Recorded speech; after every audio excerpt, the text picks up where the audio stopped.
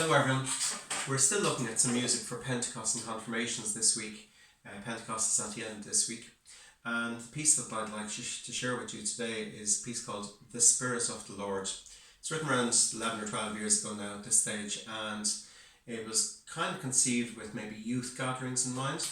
Although in those 10 or 12 years I probably thought, changed my opinion, that maybe young people are kind of capable of singing music in a wide variety of styles. This is written, I think, in a style that's very different to a lot of the other music that I wrote. It's written in a more popular style. But as I said, in those 10 or 12 years I probably realised that maybe young people are capable of singing and are interested in singing a wide variety of styles, from Gregorian chants to pop music, to rock music, to traditional hymnody.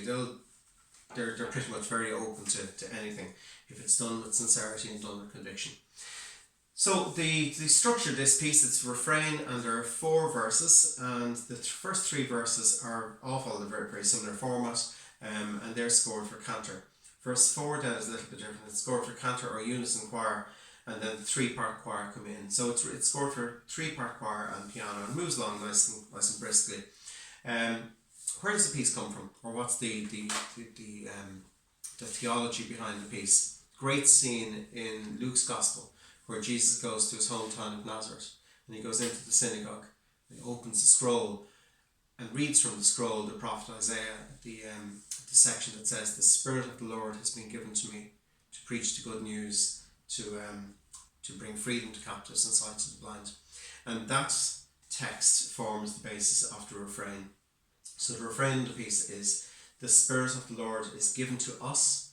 God has anointed us to preach the good news, freedom to captives and sight to the blind, teaching the nations the gospel of Christ." So that is the work of the Christian. The fully confirmed Christian, has a duty to go out and preach the good news and to bring the justice of Christ to all. So today, let's take a look at maybe verse 1 and verse 4, just to show the difference in those 2 verses.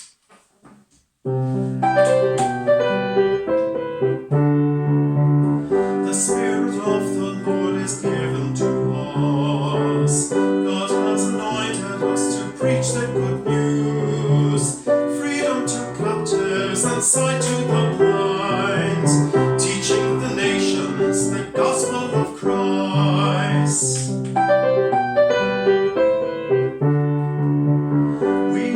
Trusted with a treasure, a precious gift beyond compare, not to be hidden but shared with all, the treasure of Christ Jesus. The Spirit of the Lord is given to us. God has anointed us to preach the good news, freedom to captives and sight to the blind, preaching the nations the gospel of Christ. Oh Lord, we are your servants and disciples, ambassadors of the kingdom of God.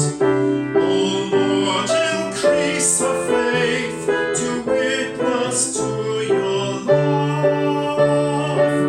The Spirit of the Lord is given to us. God has anointed us to preach the good news, freedom to captives and sight to the blind, teaching the nations the gospel of Christ, teaching the nations the gospel of Christ.